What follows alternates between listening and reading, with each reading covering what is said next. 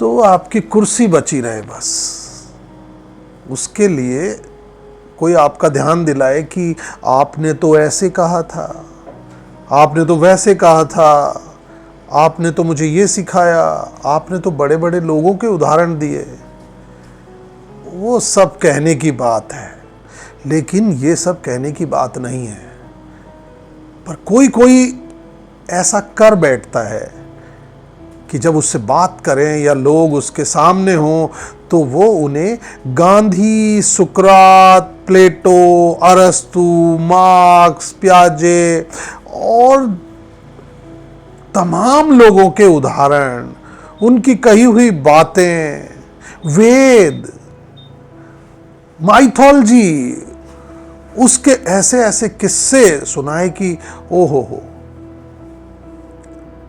इनकी जरूरत भी है दरअसल इन लोगों को सुनने, पढ़ने, समझने की। लेकिन जो ये सब बोलता, कहता, सुनता है, आप कभी कभी उम्मीद भी तो करते हैं कि वो अपनी जिंदगी को भी थोड़ा बहुत तो ऐसा और इनके नजदीक जीता होगा, पर नहीं। डॉक्टर जैन का जीवन तब तक वैसा रहा होगा जैसा वो कह रही हैं, लेकिन जिस दिन उन पर किसी ने एक सवाल उठाया, सुशांत ने जो सवाल उठाया, तो वो सब विचार, वो सब झूठ के किले ढह गए। वो बेहद सामान्य और सामान्य से भी कहीं और कुछ अलग थी, नीचे थी, पीछे थी। नहीं तो इतना आपकी तैयारी है जीवन में, इतना अध्ययन है, तो आप किसी भी सूरत में अगर आप पे सवाल उठाए, उसका एक शाइस्तगी से, संजीदगी से जवाब दें, जिम्मेदारी ओढ़ें। अगर आपसे कभी कुछ गलत हो जाए तो उसको ठीक कर लें, तो अंत तक आप में यकीन बना रहेगा। और आप जो कोशिश कर रहे हैं कि मैं महान हो जाऊं, मैं महान कहलाऊं, वो कोशिश नहीं करनी पड़ेगी आपको। आपके बाद, आपके पीछे से लोग कहेंगे वो बहुत महान थे, उनकी कथनी में उन्होंने पूरा जीवन जिस तरह से जिया वो बहुत मैच करता था। लेकिन नहीं, आप एक मुगालता पाल लेते हैं कि हम तो अब महान हो चुके। लेकिन डॉक्टर जैन वही सवाल हम सबसे, बाकी लोगों से भी, कि कोई इतना महान कभी नहीं होता कि उसे 2-4 गुनाह करने की, गलत काम करने की छूट दे दी जाए। तो शहरी शरीफ में इन्हीं सब बातों का लेखा जोखा है। किस्से में आगे बढ़ने से पहले मैं अपने साथियों से ये कहना चाहता हूं कि अगर आपसे इस कहानी के किसी एपिसोड को आपने मिस कर दिया है, तो हमने यहाँ जो लिंक दिया है उसे नीचे सब्सक्राइब कर लें। वहाँ से आप, अगर आपसे कोई एपिसोड छूट गया है तो वहाँ से आप देख सकते हैं। तो बात जब आगे चली और सुशांत को डॉक्टर जैन ने कह दिया कि हाँ, मैंने अपनी मनमर्जी की है, कर लिया, तुम्हें जो करना है कर लो, जाओ लिख दो चिट्ठियां मेरे खिलाफ। तो सुशांत ने चिट्ठी लिखी, डॉक्टर जैन को लिखी, और डॉक्टर जैन ने जब उनका जवाब नहीं दिया तो पूरी एग्जीक्यूटिव को लिखी। लेकिन कमाल, देश के नामचीन लोग, एक से एक बड़े पद से रिटायर्ड लोग, सोशलिस्ट, सोशल एक्टिविस्ट, तमाम तरह के लोग तो इस ग्रुप में थे। लेकिन सुशांत की चिट्ठी का जवाब या उसे पलटकर किसी ने फोन नहीं किया। ये किस्सा और खुलेगा, तो आगे बढ़ते हैं। डायरेक्टर जिसे अपनी कुर्सी नसीब नहीं हुई, तो कोई एक तो था जिसे डायरेक्टर बना दिया डॉक्टर जैन ने, या बनवा दिया। लेकिन ये क्या हुआ, उसे उस कुर्सी पर तो कभी बैठने ही नहीं दिया गया कि जिस पर डायरेक्टर बैठता था। चलिए देखते हैं। मशीनें घिस जाती हैं, इंसान थक जाते हैं, और समय है कि चलता जाता है बिना घिसे अथक। अच्छा, जब आप एक लंबे सफ़र में निकलते हो, जो मेरे लिए यहाँ लड़ाई बन चुकी है, तो आप छोटी छोटी मंजिल, छोटे छोटे लक्ष्य लेकर चलते हो, और इन लक्ष्यों के बीच की यात्रा के विभिन्न अलग अलग पड़ावों के बारे में लिखते भले न हो, पर सोचते तो चलते हो ना। लिख लिया करो यार, दिमाग में सब कुछ एक सीध में कभी कुछ रखा हुआ नहीं मिलता। लिख लिया करो। तो इन पड़ावों को आप छोटी छोटी सफलता मानकर आगे बढ़ते जाते हो। हर पड़ाव से उम्मीद करते हो कि अब यहाँ से मंजिल कुछ ही तो दूर है, यहाँ से मंजिल आसान हो जाएगी। बिल्कुल इसी तरह तो मैं सोच रहा था कि मैं खुद कोई नियम विरुद्ध काम नहीं करूँगा। यही थे मेरे पड़ाव। जब कुछ गलत होगा तो इस पर लोगों को ध्यान दिलाऊंगा, फिर भी बात न बनी तो बोलूंगा, सवाल उठाऊंगा। यदि बोलने से बात न बनी तो लिखकर सवाल करूंगा, एक सिस्टम से आगे बढ़ूंगा, एक पत्र लिखूंगा, फिर इंतजार करूंगा। उसके बाद उचित समय जब होगा तो पत्र के बारे में एक और रिमाइंडर लेटर के तौर पर भेजूंगा, और फिर एक निश्चित समय अंतराल तक फिर इंतजार करूंगा। और इस दौरान अपनी कार्रवाइयों के बारे में कि मैं क्या कर रहा हूं, अपने आसपास के लोगों को भी बताता रहूंगा, दोस्तों को भी उनके बिना पूछे ही बताऊंगा। और घर रास्ते में घर आता है तो घर में लोग अक्सर भांप लेंगे, और कभी कभी मैं भी उन्हें बता दूंगा कि मैं क्या कर रहा हूं आजकल। इस दौरान अपने सारे काम समय पर पूरी ईमानदारी से करूंगा, अगर करने दिए गए तो। पूरी ईमानदारी से इसलिए क्योंकि मैं जिन लोगों से लड़ रहा हूं वो तो इंतज़ार ही यह कर रहे हैं कि मैं कहीं चूकूं, कहीं कोई कोताही बरतूं, और उनको मेरे उठाए गए सवालों के जवाब में कुछ तो ऐसा मिल जाए कि जहां मैं भी गलत हूं और गलत साबित भी हो गया हूं। तो मैं ऐसा कोई मौका इन्हें नहीं दे रहा हूं। यही मेरे छोटे छोटे पड़ाव हैं, यही मेरी तैयारियां हैं एक बड़ी लड़ाई में। तो अब मैं निदेशक श्रद्धा जैन को एक लेटर और एक रिमाइंडर लेटर लिख चुका हूं। उन्होंने दोनों का कोई जवाब लिखित में नहीं दिया है। मीटिंग टेबल पर अब हमारे बीच अनौपचारिक कुछ नहीं रह गया है।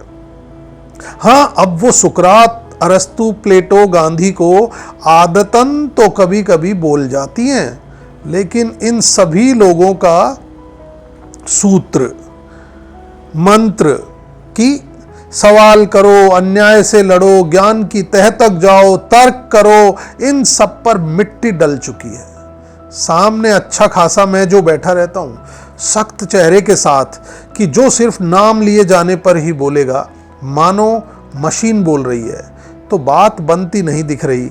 उल्टे मुझे एक्सक्लूड करने के कोई 50 जतन इरादतन ये कर रही हैं। कोई 35 की तो मैंने लिस्ट भी बना रखी है कि कभी कोई पूछे तो उसके सामने खोल दो इनका चिट्ठा। तो और इंतजार करते जूझते हुए मैंने जब लगा कि इनका असंवैधानिक इल्लीगल चेहरा अपना विकराल रूप लेता जा रहा है, तो मैंने एक दिन उपजी किसी विकट स्थिति में तीसरा पत्र लिखा। इस बार यह पत्र मैंने शिकायती पत्र न्याय के लिए गुहार शीर्षक से न सिर्फ डायरेक्टर श्रद्धा जैन को भेजा, बल्कि एग्जीक्यूटिव के लगभग सभी लोगों को सीसी कर दिया। लगभग सभी इसलिए कह रहा हूं कि एक सदस्य को यह मुझे भेजने में छूट गया था, और फिर वही इंतजार किया कोई 5-7 दिन। एक भी मेंबर का कोई जवाब मेरे पास चिट्ठी या फोन किसी तरह से नहीं आया। फिर मैंने एक एक को फोन कर याद दिलाया।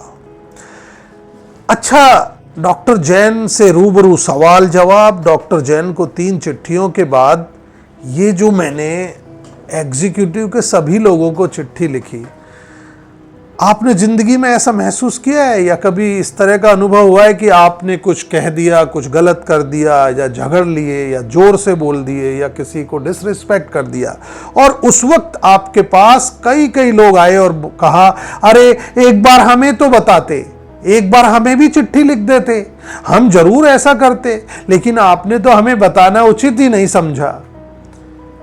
एग्जीक्यूटिव के लोगों को मैंने चिट्ठियां ये बात बोलने से रोकने के लिए ही लिखी थी। लो, मैंने लिख दी चिट्ठियां, आपको बता दी, और आपका एक हक भी है कि अगर आपके पास कोई चिट्ठी आई है तो आप उस पर कार्रवाई करें। पूछे डॉक्टर जैन से या किसी भी कर्मचारी से जो सत्ता का सत्ताधीश बन बैठा है कि अगर ये चिट्ठी आई है तो इस पे आपका क्या कहना है, और जिसने चिट्ठी लिखी है कम से कम उसको जवाब दें, उसे फोन करें। पर आप सभी ने नहीं किया। कैसी है ये दुनिया, समझने में थोड़ा वक्त लगता है, लेकिन समझ में आ जाती है। महानुभाव 9-10 इन लोगों में से कोई 3-4 ने तो मेल पर मेरी चिट्ठी को मेरे फोन करने के बाद ही देखा। 1-2 ने फोंट न होने का रोना रोया। रोना इसलिए कह रहा हूं कि भले आदमी जब फोंट नहीं खुल रहा था तो मुझे किसी तरह इस बात की सूचना तो देते। खैर साहब, एक ने कहा था कि उसके घर में लोग बीमार हैं इसलिए नहीं देख पाई कंप्यूटर पर। एक जिन्हें कंप्यूटर हैंडल करने में दिक्कत है तो उन्हें मैं बाय हैंड न सिर्फ हार्ड कॉपी देकर आया बल्कि खुद ही पढ़कर सुनाकर आया। एग्जीक्यूटिव के सबसे उम्रदराज इस शख्स ने ही पूरे प्रकरण को जान सुनकर युक्ता गुप्ता के सलेक्शन को नल एंड वॉइड कहा था। नल एंड वॉइड, उस वक्त मैंने चेक किया था कि इसका मतलब क्या है, तो ये था कि इलीगल, निरस्त करने लायक। ऐसा तो नहीं कि बेहद वृद्ध हो जाने पर आदमी सच्चे और निर्भीक हो जाते हैं, ऐसा नहीं है, क्योंकि 85 के बाद डॉक्टर जैन और कब वृद्ध उम्र दराज सच्ची और निर्भीक होंगी, जबकि यह सारा माजरा ही उनके कुर्सी की हवस और थोथे घमंड की वजह से पैदा हुआ है। तो इसी कड़ी में एक सदस्य किसी सरकारी पद से रिटायर होने के बाद किसी फंडिंग एजेंसी की शिक्षा सलाहकार थी और डॉक्टर जैन की दोस्त की तरह इनका सबसे परिचय था। हर एक एग्जीक्यूटिव में शामिल होने जब ये दिल्ली से जयपुर आती थी तो शताब्दी ट्रेन से या बाय एयर आती थी। शहर के आरामदायक होटल में इन्हें ठहराया जाता था। दिन में कोई 3-1 घंटे चलने वाली एग्जीक्यूटिव में शामिल हो इन्हीं सब इंतजामात के साथ शाम को ही वापस दिल्ली भेजना सुनिश्चित किया जाता था। अकाउंटेंट इन लोगों के बिल, वाउचर, टिकट की फोटोकॉपी सब तैयार रखते थे। इनवॉइस भी तैयार रहता था, बस जिस पर ये गोरे रंग की साड़ी में लिपटी महिला मुस्कुराकर दस्तखत करती थी और लौट जाती थी बासुविधा, बाइज्जत। तो मैंने इनको फोन कर कहा कि मैंने आपको एक चिट्ठी भेजी है। मैंने इनसे यह भी पूछा कि आप मुझे पहचान तो गई ना। ये मुझे बहुत अच्छे से जानती हैं। पिछले कोई 3 साल में होने वाली 7-8 एग्जीक्यूटिव मीटिंग में कई बार तो मेरे काम पर बनी रिपोर्ट की तारीफ जो की है इन्होंने। एक बार तो जब ये रात की ट्रेन से आई थी तो डॉक्टर जैन के कहने पर रिसीव करने मैं ही गया था और होटल के कक्ष तक पहुंचा कर ही रात को कोई 10 बजे घर लौटा था। ये नवंबर-दिसंबर की कोई रात थी। तो इन्होंने कहा, हाँ मिल गई चिट्ठी। फोन पर चुप्पी छा गई। मैंने सोचा कुछ और बोलेंगी, पूछेंगी, पर जाने कौन सी स्ट्रेटजी थी कि न ये आगे से कुछ बोली ना कुछ पूछा। तो मैंने ही बोलना शुरू किया, वीनू जी, मैंने इसमें संस्था में जो हो रहा है उसके बाबत अपने सवाल और शिकायत की है। तो आप, मेरा वाक्य पूरा होने से पहले ही इन्होंने बेहद रूखे, ठंडे और सूखे शब्दों में कहा था, हाँ मिल गया है सब, हम बात कर लेंगे। जी थैंक यू। मैंने अपना फ़ोन रख दिया। तो इस पूरी मैराथन के बाद अंतिम मुहाने पर पहुंचा था मैं, जब अध्यक्ष को भी मैंने फ़ोन किया और उन्होंने मुझे एक शाम घर बुलाया, सुना और मैं आश्वस्त, आशंकित सा, बहुत सारी उम्मीदों और अपेक्षाओं के साथ इनके घर से लौट आया था। पर लगभग 6 महीने हो गए, कहीं कोई बदलाव, कहीं कोई सुनवाई नहीं हुई। Yukta Gupta as joint director office आती थी, ऑफिस से लौट जाती थी, ऑफिस आती थी, ऑफिस से लौट जाती थी। डॉक्टर जैन ने अपने कक्ष में ही एक प्लाई बोर्ड का पार्टीशन लगवाकर अपने बाएं हाथ पर ही युक्ता की कुर्सी लगवा दी थी। इस बाएं हाथ की कुर्सी पर युक्ता संस्था की डायरेक्टर कम और डॉक्टर जैन का दायां हाथ ज्यादा लगती थी। आप समझ रहे ना, किसी का दायां हाथ हो जाना। यह युक्ता का भोलापन था, डर था या कोई स्ट्रेटजी कि कभी इतनी जोर से कुछ नहीं बोलती थी कि कमरे से बाहर उसकी आवाज आ जाए। डॉक्टर जैन के कक्ष में 2 दरवाजे थे, एक जो बाहर बरामदे में खुलता था और दूसरा भीतर की तरफ मीटिंग कक्ष में। मीटिंग कक्ष में ही संस्था की रसोई का दरवाजा खुलता था। रसोई में होता था वाटर कूलर, फ्रिज और चाय का इंतजाम। तो जब भी किसी को प्यास लगती तो वो इस मीटिंग कक्ष से गुजर कर ही रसोई तक तो पहुंचता। इस मीटिंग हॉल के बाईं तरफ गर्दन सीधी रखते हुए भी यदि आंख घुमाई जाती तो डॉक्टर जैन का कक्ष और डॉक्टर जैन दोनों दिखाई देती थी। अब जबकि प्लाईवुड का पार्टीशन लग गया था तो यहां से डॉक्टर जैन नहीं दिखाई देती थी, पर अब युक्ता गुप्ता दिखाई देती थी, जो अक्सर अपनी सीट से उठकर डॉक्टर जैन के सामने रखी कुर्सी पर जा बैठती थी। डॉक्टर जैन की जानबूझकर धीरे बोलने की कोशिश करने पर भी निकलने वाली आवाज बाहर तक आती, जिसमें से कुछ ही शब्द स्पष्ट साफ साफ बाहर निकल पाते थे। उफ, क्या से क्या हो जाता है एक आदमी के चरित्र का, व्यवहार का, जब वो आधा ईमानदार, आधे से कम ईमानदार या पूरी तरह से बेईमानी और तानाशाही के रास्ते पर चल निकलता है। डर आ जाता है आपके अंदर। इसलिए आप लोगों से कहते हो अपनी बात साफ जोर से क्लियर बोलो, आप ही फुसफुसा कर, घबरा कर, चोरी छिपे बात करने लगते हैं।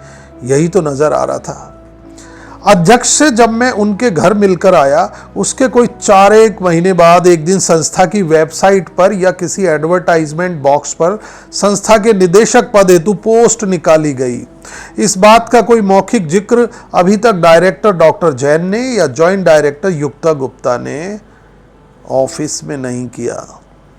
अब किसी अनजाने में तो यह वैकेंसी निकाल नहीं दी होगी ना।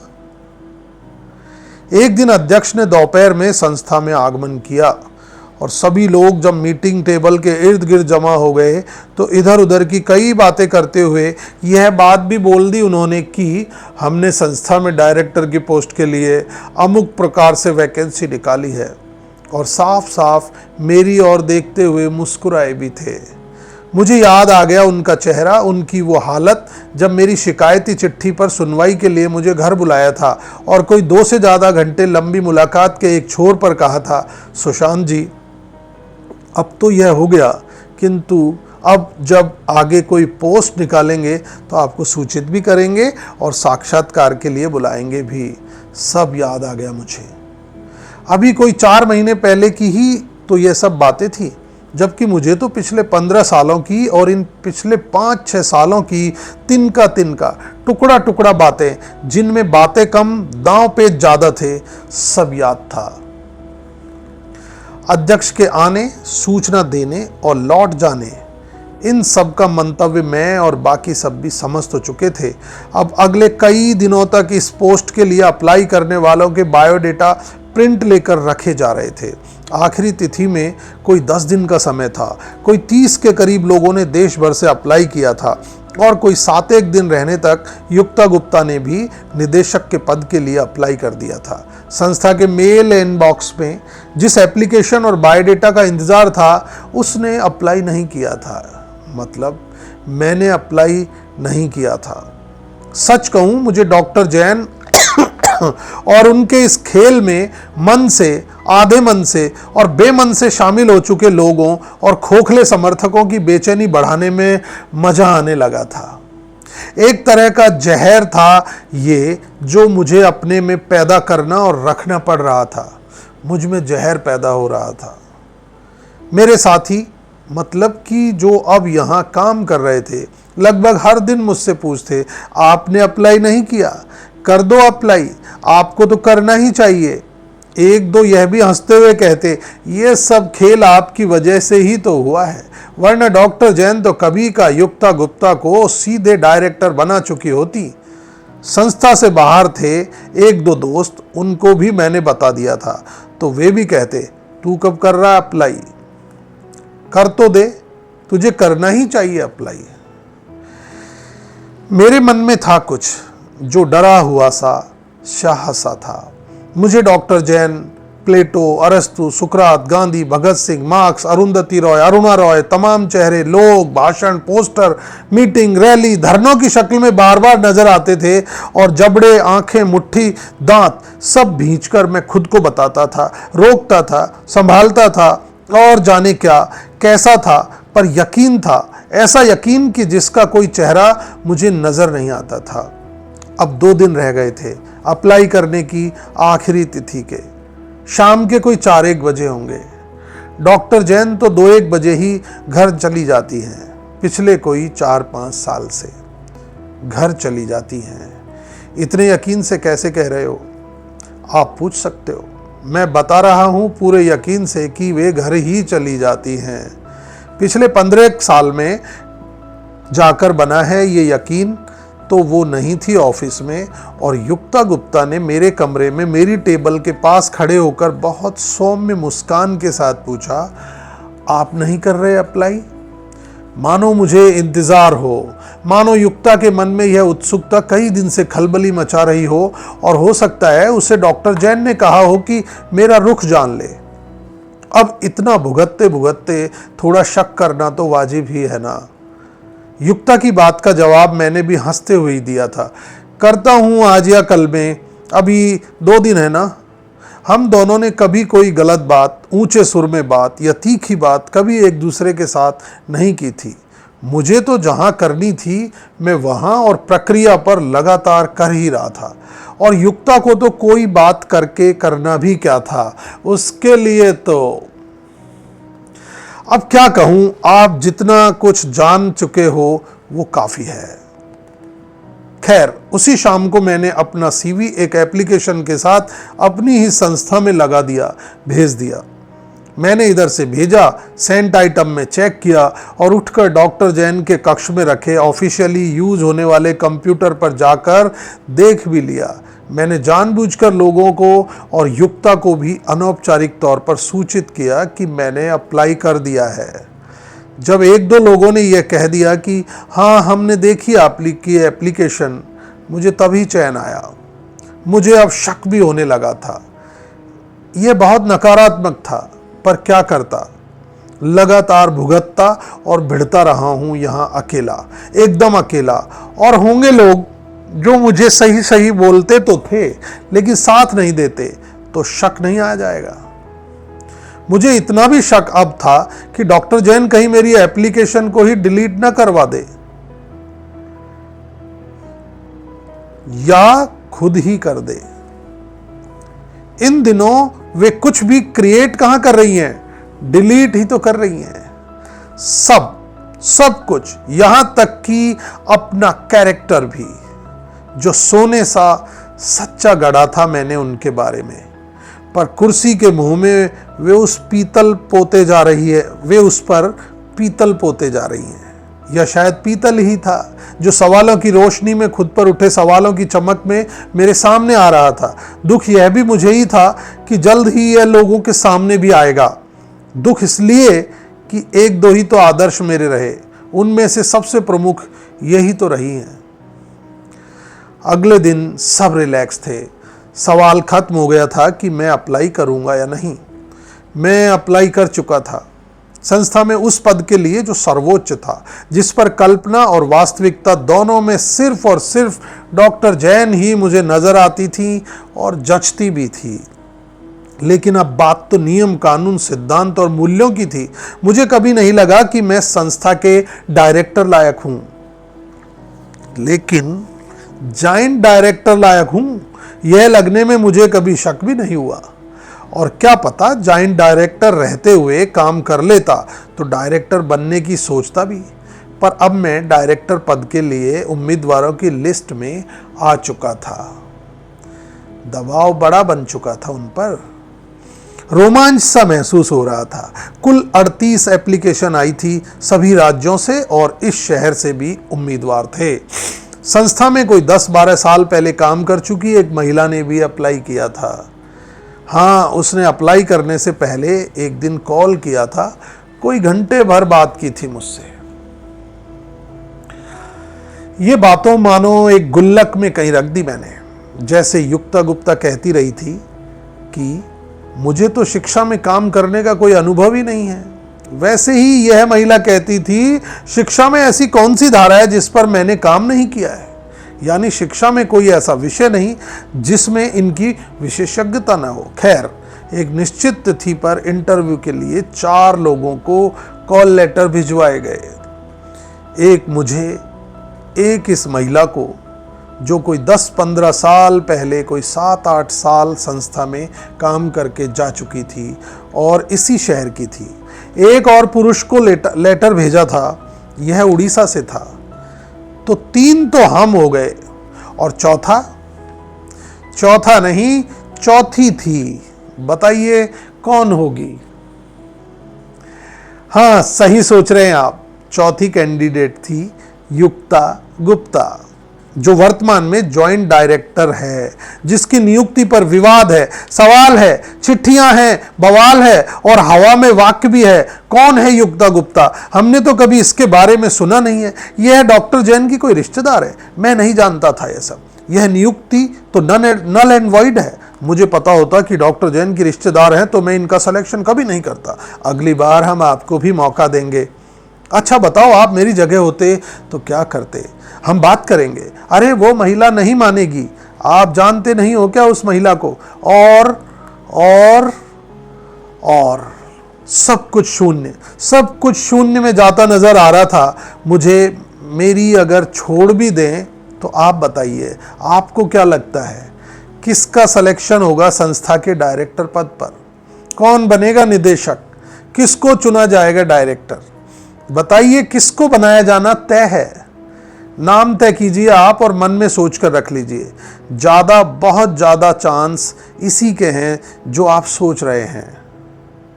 पर लोकतंत्र में लोगों पर तो शक कर सकते हैं, लेकिन प्रक्रियाओं पर तो भरोसा रखना ही होगा, क्योंकि प्रक्रियाएं ही दर्ज रह जाएंगी कागजों पर। इरादे, मंसूबे और सच्चाई तो आपको खोजनी, जाननी ही पड़ेंगी। और ये जानने के लिए जाहिर है आपको सवाल उठाने पड़ेंगे, आज भी, कल भी और फिर उससे आगे भी। साक्षात्कार संस्था के ऑफिस से दूर किसी दूसरी संस्था के ऑफिस में रखे गए थे। पहली बार ऐसा हो रहा था इस दिन। हाँ, हमारी संस्था में पिछले 4-5 दिन से यह सुनाई दे रहा था कि श्रद्धा जी इस साक्षात्कार में नहीं बैठेंगी। साक्षात्कार के लिए जो पैनल बनेगा उसमें अध्यक्ष एक कोई अन्य बेहद वरिष्ठ जन पुरुष कि जिनके लिए कंप्यूटर पर चिट्ठी पढ़ना आसान नहीं है। एक महिला की जो पिछले 3-1 साल से एग्जीक्यूटिव में है। यह अध्यक्ष की परिचित रही है और कभी जब अध्यक्ष भारतीय प्रशासनिक सेवा के तहत सर्विस में थे तो इन्होंने भी उनके मातहत काम किया था। खैर, अब तो ये महिला भी सरकारी नौकरी से रिटायर हो चुकी हैं। ये ही सब होंगे पैनल में। यह अनोखी, अनहोनी और अभूतपूर्व घटना होने वाली थी कि संस्था में घासपात का भी सिलेक्शन होता था तो डॉक्टर जैन खुद ही तय करती थी और सिलेक्शन पैनल में भी ये होती थी या यही होती थी या यही होती थी, यही तो होती थी।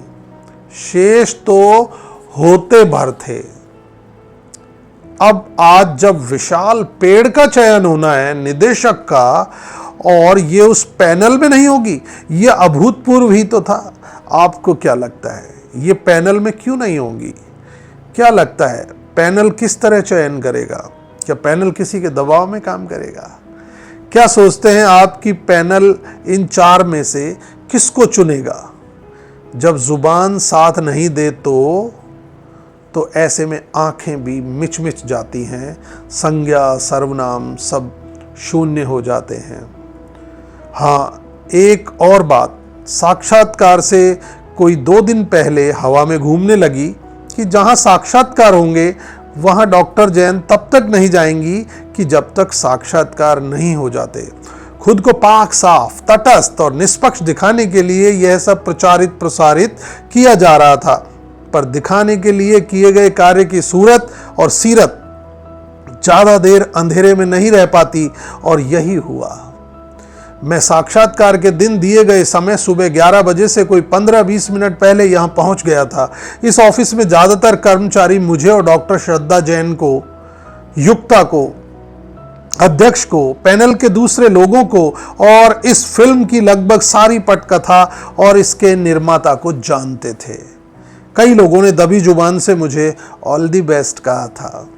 पिछली शाम ऑफिस के भी कई लोगों ने मुझे मैसेज कर सिलेक्शन के लिए शुभकामनाएं दी थी, और कुछ सूझा तो मैंने अपने कॉल लेटर को कंप्यूटर पर एक बार फिर से पढ़कर पहले इसका एक प्रिंट लेकर अपनी फाइल में लगा लिया था।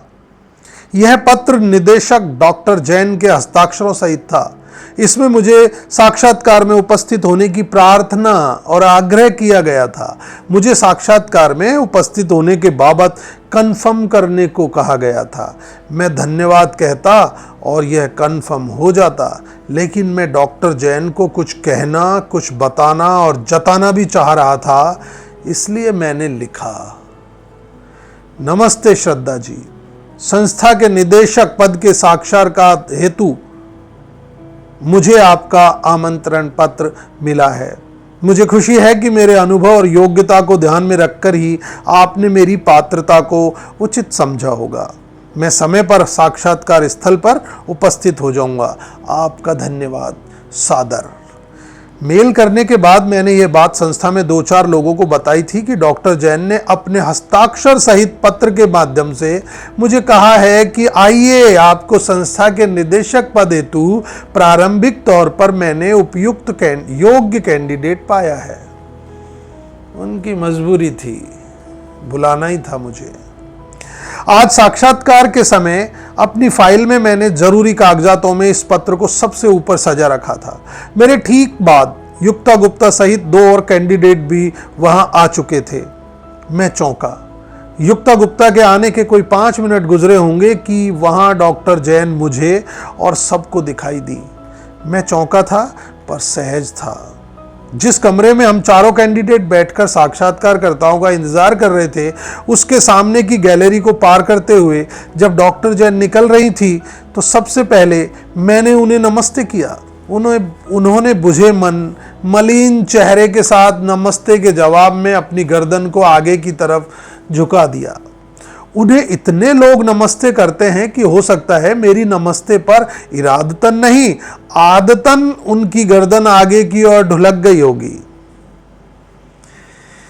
युक्ता ने चेहरे को बहुत खुशनुमा दिखाते हुए मुस्कुराकर उनकी तरफ देखा तो वे भी मुस्कुराहट से लकदक नजर आईं, पर इस मुस्कुराहट में ताजगी कतई नहीं थी कि जो डॉक्टर जैन के साफ पिंक सी चमड़ी वाले हल्की झुर्रियों वाले चेहरे पर प्राय नजर आती थी और उनसे डरने वालों की को भी ताजगी से भर जाती थी। वे आगे बढ़कर एक कमरे में घुस गईं। कोई पल 2 पल गुजरे होंगे कि युक्ता भी उनके सामने आ बैठी। वो जो संस्था में काम कर चुकी महिला आई थी इंटरव्यू देने, उसने मुझे कोहनी मारते हुए, उल्हाना सा देते हुए और झूठा साबित करते हुए अपनी आंखों को चेहरे पर आश्चर्य से बड़ा बड़ा करते हुए कहा, तुम तो कह रहे थे कि श्रद्धा जी यहाँ नहीं आएंगी, वे पैनल में नहीं शामिल होंगी, फिर ये कैसे आ गई? ये सब बोल चुकने के बाद उसका मुंह खुला सा रह गया था पल 2 पल को, फिर बंद हो गया।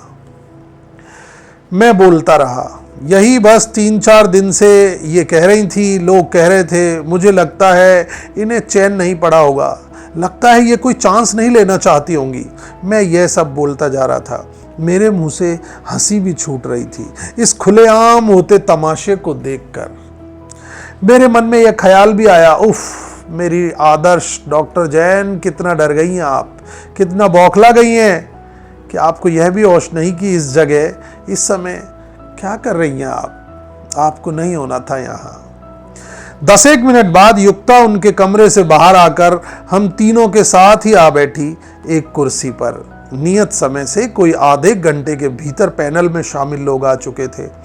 1-2 से डॉक्टर जैन बाहर आकर मिली, दुआ सलाम की और 1-2 उस कमरे में ही जाकर इनसे मिलाए कि जहां ये बैठी थी। हमारे ऑफिस के एक सहायक कर्मचारी, जिसे आज इस ऑफिस में भेज दिया गया था, के हाथों एक सफ़ेद कागज A4 साइज के हम चारों कैंडिडेट्स को दिया गया। इसी कागज पर प्रश्न लिखा था, राज्य में शिक्षा की संभावनाएं और चुनौतियों को आप किस तरह देखते हैं। इसे पढ़ा और हम चारों लिखने लग गए। मैं जो संस्था में पिछले 15 सालों से राज्य की शिक्षा और व्यवस्था पर विभिन्न प्रोजेक्ट्स के माध्यम से काम कर रहा था, शहर की या कहूँ देश की जानी मानी शिक्षाविद विद्वान महिला डॉक्टर जैन के साथ, दूसरी वो महिला जो इसी राज्य में शिक्षा के विभिन्न प्रोजेक्ट्स के माध्यम से लगातार काम कर रही थी, तीसरा पुरुष उम्मीदवार जो उड़ीसा से आया था और जिसे कोई 10 वर्षों का अनुभव था बच्चों के साथ शिक्षा में काम करने का, और वह देश में किन्हीं आंदोलनों से भी यदा कदा जुड़ता रहा था। अनौपचारिक बातचीत में वह कह रहा था कि यदि चयन होता है तो उड़ीसा से यहाँ हमारे राज्य में भी शिफ्ट हो सकता है। और चौथी थी युक्ता गुप्ता, जो महज 8-9 महीने पहले थाईलैंड से भारत आई है। राज्य सहित देश में कहीं कोई शिक्षा में उसे काम का अनुभव नहीं था। वो पहले मेरी संस्था में डॉक्टर जैन के कहने पर हम लोगों को अंग्रेजी सिखाने के नाम पर बतौर ट्यूटर जुड़ी थी, और जिन्होंने जब संस्था में कैडर बनने के लिए एप्लीकेशन दी तो साक्षात्कार में की होगी ऐसी परफॉर्मेंस कि कैडर से कोई 7 हाथ ऊपर जॉइंट डायरेक्टर बना दी गई, और महज 4-1 महीने बाद संस्था के डायरेक्टर पद के लिए प्राथमिक तौर पर साक्षात्कार के लिए तो चुन ही ली गई। कोई 20 मिनट में हम चारों से कागज इकट्ठे कर लिए गए और फिर बुलावा आने लगा एक कर साक्षात्कार का। इस कमरे से निकलकर बगल के ही कमरे में जाने का कि जिसमें पैनल बैठा था। 4 सदस्यीय पैनल, और पैनल के कमरे से कोई 5-7 मीटर की दूरी पर बने कमरे में अकेली बैठी थी डॉक्टर जैन। निश्चित या चिंतित पता नहीं, लेकिन बहुत सारी योजनाएं तो जरूर लिए बैठी होंगी, ऐसा मैं सोच रहा था। सबसे पहले मुझसे, युक्ता से, उड़ीसा वाले से पहले उस महिला को बुलाया गया जो इसी शहर की थी, संस्था में काम का अनुभव रखती थी। जब वो साक्षात्कार के लिए जाने लगी तो मैंने बोला ऑल द बेस्ट। वो मुस्कुराई थी, अपने बड़े चेहरे पर माथे पर लगी बड़ी सी लाल बिंदी के साथ। कोई 15 मिनट तक उसका साक्षात्कार चलता रहा। साक्षात्कार चल रहा है अंदर, और बाहर आप इंतजार में हैं तो एक रोमांच, एक धुकुर पुकुर मन में आ बैठती है। वो आ बैठी थी मेरे भी। वो महिला जब बाहर आ गई तो अगला नंबर युक्ता का था। क्या कहने, युक्ता का साक्षात्कार भी 15-20 मिनट चला। इस बीच सबको पानी के गिलास पहुंचाए गए। श्रद्धा जैन के कक्ष में भी पानी पहुंचाया गया। इस बीच वो महिला जो साक्षात्कार दे आई थी, वो और मैं बहुत सारी बातें करते रहे। खूब हंसी, बुराई, चटकारे, भर्त्सना, उपहास, गुस्सा और कुंठा थी हमारी बातचीत में। वो जाने से पहले अंदाजन लेकिन भरोसे और दावे के साथ एक नाम बोलकर चली गई कि देख लेना, सिलेक्शन इसका ही होगा। जब मुझसे पूछा था उसने तो मैंने कहा था उससे कि लंबा अनुभव और संभवतः महिला को प्राथमिकता देंगे तो तुम्हारा ही सिलेक्शन होगा। कोई 20 मिनट बाद युक्ता साक्षात्कार कक्ष से बाहर आई तो मैं और वो उड़ीसा वाला जहां बैठा था वहां ने आकर सीधे उस कक्ष में चली गई। समझ गए कहां चली गई? अब उड़ीसा वाले कैंडिडेट को बुला लिया था तो तय हो गया कि मुझे लास्ट में ढंग से निपटाएंगे। मैं अकेला बैठा रहा कक्ष में, आराम से। अकेले बैठे रहने, अकेले सवाल करने, अकेले लड़ने की आदत ने मुझे अकेलेपन से भी एकाकार कर लेने की क्षमता दे दी थी, जो अच्छा ही हुआ। और थोड़ा बहुत तो इतिहास में भी सही ही लिखा गया है ना कि सवाल उठाने वाले, सत्ता से लड़ने वाले अक्सर अकेले पड़ जाते हैं, अकेले कर दिए जाते हैं, वे अलग थलग पड़ जाते हैं, इतने अकेले कि कभी अवसाद में जाकर आत्महत्या तक कर लेते हैं। पर सवाल में मैं अकेला नहीं हुआ था, न अपनी जिद से, न जुनून से, और बाहर बहुत से जाने अनजाने लोगों की उम्मीदों को मैं हमेशा अपने साथ, अपने इर्द गिर्द और अक्सर उनसे घिरा हुआ ही पाता था। और कोई 10-1 मिनट में ही उड़ीसा वाला कैंडिडेट बाहर आ चुका था और मैं बुला लिया गया था भीतर। मेरा नंबर था डायरेक्टर के लिए इंटरव्यू देने का। पैनल ने मुझे बुला लिया।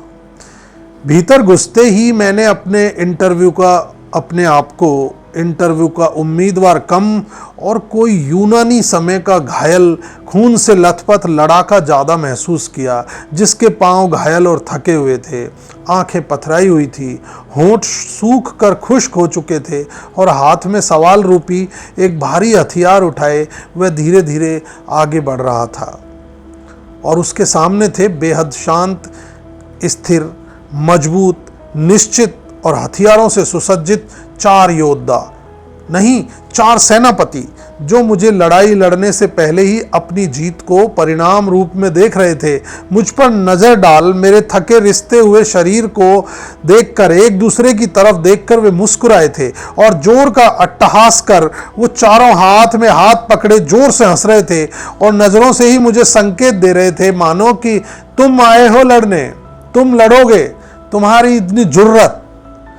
गहरी वेदना से दिल में एक कराह उठी तो मैं संभला और देखा टेबल के पीछे रखी गई 4 बड़ी आरामदायक कुर्सियों पर ये चारों लोग बैठे थे, मेरी एग्जीक्यूटिव के ही चारों लोग, जिन्हें मैंने व्यक्तिगत चिट्ठियां लिखी थी, फ़ोन कर उनसे कहा था कि मैंने चिट्ठियां भेजी हैं आपको, प्लीज़ पढ़ लीजिए, प्लीज़ न्याय कीजिए, प्लीज़।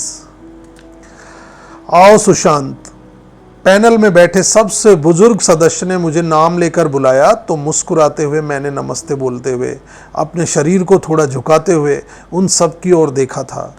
पैनल में शामिल अध्यक्ष ने सामने उनकी ओर मुंह करके रखी हुई कुर्सी पर बैठने का इशारा करते हुए कहा, बैठिए। चारों ने एक साथ मेरी तरफ देखा और मेरे बैठते ही सवाल करने शुरू किए। एक सवाल यह था कि आपको क्यों लगता है कि आपको संस्था का निदेशक बनाया जाए? ये सवाल पहला सवाल था। आपको क्यों लगता है कि मैं ये कहानी आपको क्यों सुना रहा हूं? आपको कभी भी कोई काम आप करते हैं तो क्यों लगता है कि आप ही उस काम को करें? आपको क्यों लगता है कि यह काम मेरे लिए सही है? आपको क्यों लगता है कि कोई भी बात आपका अधिकार है? जबकि उन्होंने मुझसे कागज पर पहले ही लिखवा लिया कि राज्य में शिक्षा की स्थिति और संभावना पर आप लिख कर दीजिए। मुझे नहीं लगता कि उन्होंने बाकी कैंडिडेट से यह सवाल किया होगा, लेकिन मुझसे किया। क्या सही जवाब देने पर सिलेक्शन होना है या सवाल करना है? इसलिए एक सवाल। सुशांत तैयार था। उसने जो काम किया था, जो अनुभव था, सिर्फ सच्चाई, वो ही जवाब दिए। और जवाब देने के बाद उसे बाहर तो भेज दिया गया, लेकिन ये जवाब सवाल का सिलसिला कोई 15-20 मिनट तक अंदर चलता रहा। अभी बस यहीं कि उससे ये सवाल पूछा गया कि आपको क्यों लगता है कि आपको संस्था का डायरेक्टर बना दिया जाए। शहरी शरीफ के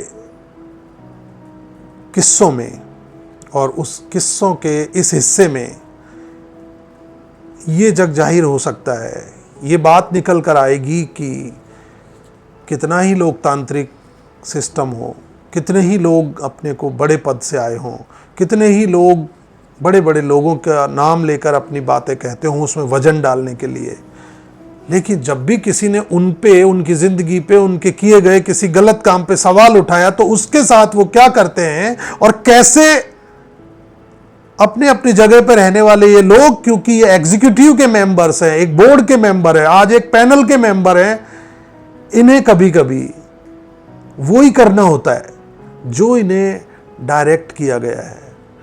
शायद इस कहानी में आगे देखने को मिलेगा, सुनने को मिलेगा कि क्या हुआ, क्या किया इन शहरी शरीफों ने सुशांत के साथ जब इंटरव्यू लिया उसका। शहरी शरीफ के इस बातचीत को अभी हम यहीं विराम देते हैं और देखते हैं कि अगले हिस्से में क्या होता है, शहरी शरीफों के ने क्या किया और सुशांत के साथ क्या हुआ। अभी यहीं रुकते हैं। Thank you.